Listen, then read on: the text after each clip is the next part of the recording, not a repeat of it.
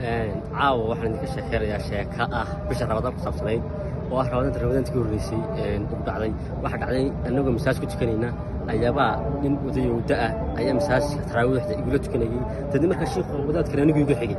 Dabadeedna waxa dhacday wadaadkii tukanayay salaada ayaa sida taraawiixda lagu yaqaano suurada dhaadheer ayuu akhriyay. Marka suurada xilliga akhriyay waxa ka mid ahayd al-Baqara.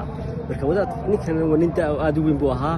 waxa dhacday in uu sameeyay sheekh ninkiga tukanayay uu xamil waayay salaada aad ka dheereyd. dadna markaas wuxuu saado wala sujuudaya. dadna marka safka ka hor aniga naga hor jiray safka ka horeeya ayuu tagaa macni uu xamil kar waayay.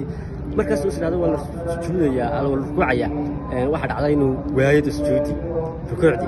waxa dhacday markii dambe markii inta cabaar uu joogay oo adkeysan kar waayay istaagay ayuu intuu foorsaday wuxuu qaatay ciidamadiisa dhulka taalay. garabku saartay wuu baxay. marka Ramadaan taas waxay ahayd taraawiixda kaliya qosl gaaray.